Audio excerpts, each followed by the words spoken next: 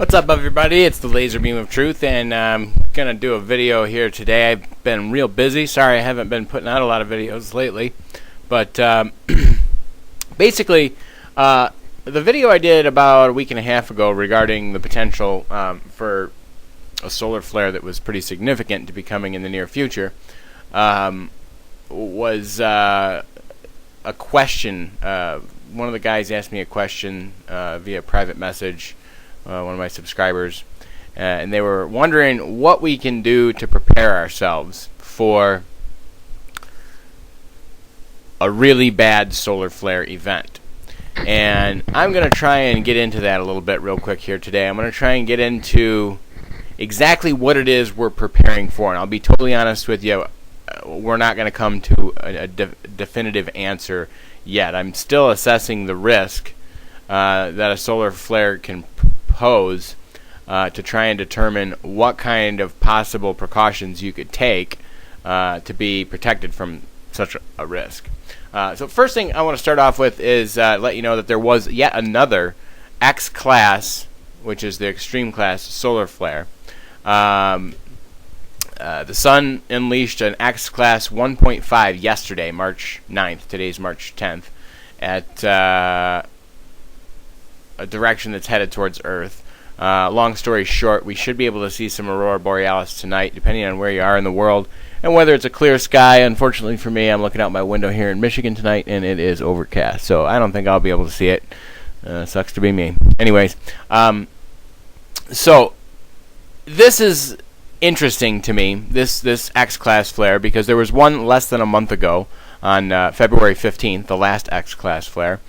So we're starting to see activity, and it's picking up very quickly. Before this X-class flare went off, for about the last 48 hours, we've seen a series of, I think it's somewhere between 12 and 16 M-class flares. M-class flares are the medium-class flares, or they're not extreme, but they were literally coming off the face of the sun like an automatic weapon. I mean, just one after another, over a dozen of them in a row.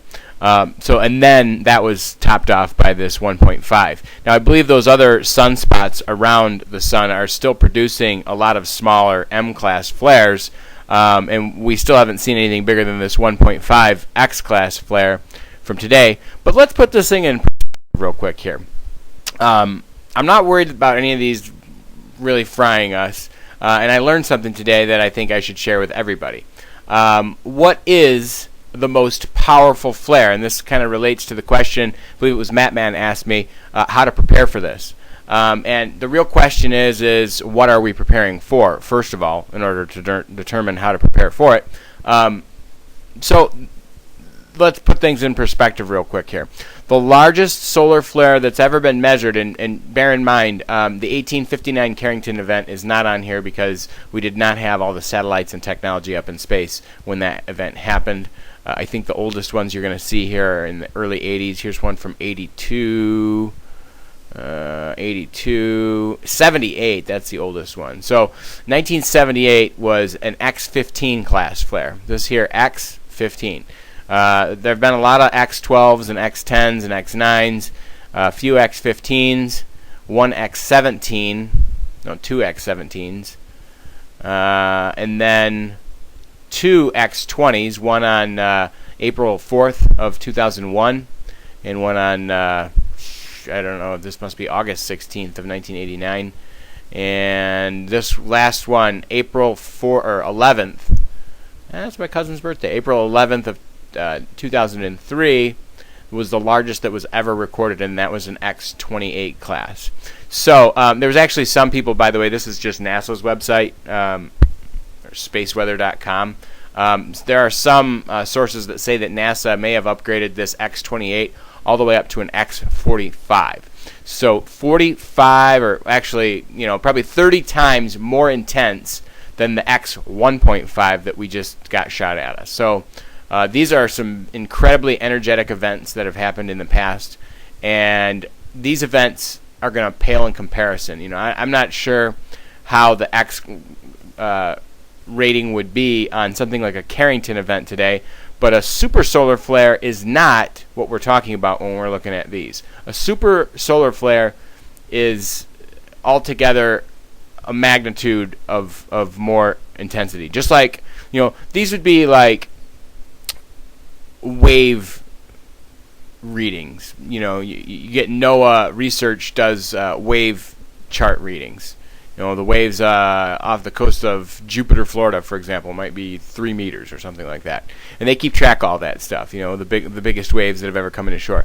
But just because those are the biggest waves that ever came into shore doesn't mean they're the biggest ones out there. We know now that rogue waves actually exist, and they can be a full magnitude higher than the waves in the surrounding area. So that being said, there's like 100-foot waves rolling around the ocean that are anomalous, but they exist. So we know then that the magnum of difference between a Carrington type event and the highest we've recorded could be hundreds of times more. It could be like 280, like an X280 or an X300. I don't know, but the real question is, what does that mean to us, and how do we protect ourselves from it? Let me get out of this page here. Basically, this is all research here and links regarding a super solar flare. So basically, and this is going to talk about the Carrington event, this NASA Science News article here, basically kind of describes the difference between a regular flare and a super solar flare, and it highlights the Carrington event and explains what happened. And to be honest with you, really the only thing I can tell you guys that that you really have to be afraid of is the X-rays. X-rays will potentially damage cells. If it's basically like going to the ER and having an X-ray done. Only rather than just having one X-ray, the dose that you will get from the sun will be a tremendously large amount more than what you would get from an X-ray. I think I read somewhere that the pilots that fly over the sun, they're treated as though they have got like 100 X-rays from a not trip over the sun, but a trip over the North Pole. If they fly over the North Pole, they get extra large doses of that X-ray energy. So this is what we're basically. This is the cycle that we're talking about. I want to talk about this real quick. 2001, ironically, was the last solar maximum, and then 2006 was the last solar minimum. And we went through what scientists are calling a very unusually quiet period. From 2006 to just this past year, the sun was in the most extended, quiet state of dormancy they've ever seen. And that to me is very troubling, because the way that the sun apparently works is it kind of swings in extremes. Momentum from one end of the solar minimum appears to have a reverse correlation in how far it's going to go on the other end. So being that we had a very, very calm, quiet period for the past several years, it stands to reason that the way the sun migrates and changes in its cycles, that we will see a very intense cycle coming forward.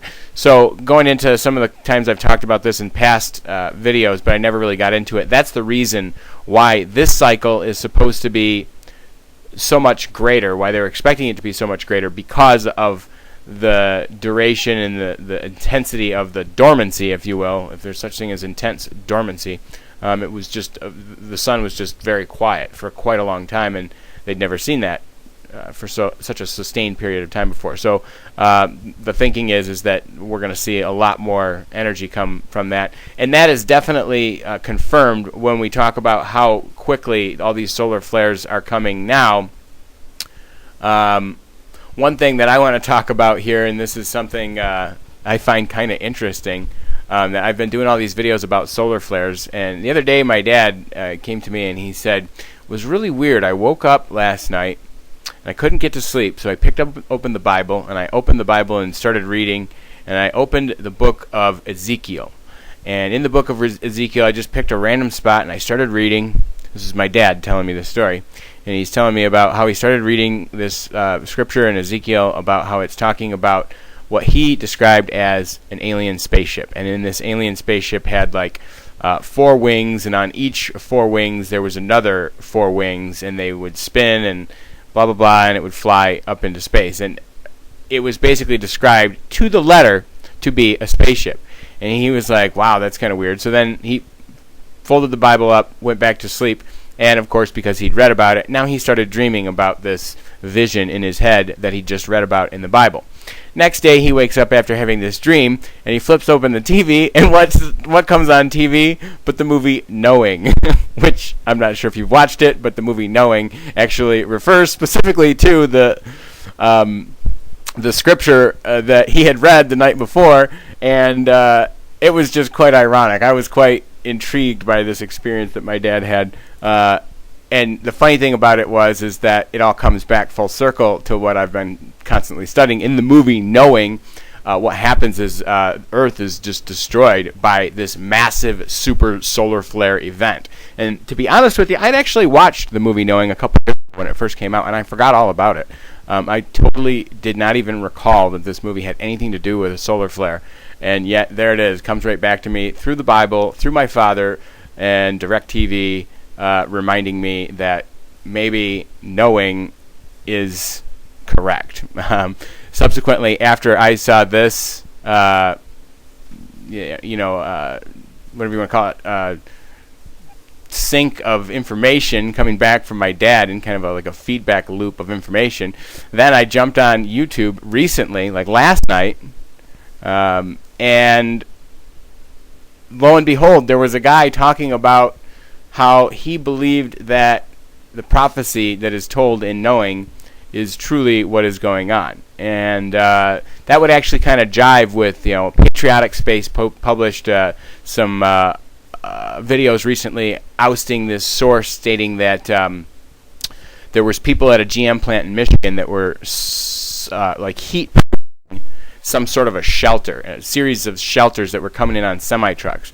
And these heat-treated shelters were being shipped in and shipped out, and nobody was allowed to take pictures, and it was kind of hush-hush operation, and these guys that normally built camshafts were building heat-treated layers on these shelters. Well, that would coincide and jive with this concept of a super solar flare, although I find the movie definition of what's going to happen in Knowing, I don't think Earth is going to just get scorched. I don't think that's possible. I mean, I guess anything is possible. The sun could easily enlarge to encompass this latitude in its mass, but I don't think that's going to happen anytime soon.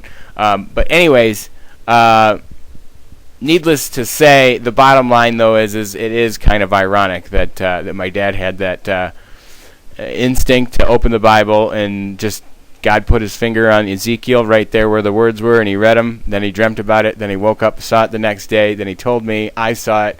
Then I jumped on YouTube, and other people are having this same belief, the same vision, the same dream, the same collective consciousness. I think that's a very interesting thing, and I want to close with that. I think you guys are great. I appreciate the subs I'm getting on the channel. I think it's up to like 100 and almost 180 now. Appreciate all the visitors that are coming to the channel here. I'm going to let you go now. Take care. God bless. Laser Beam of Truth signing out.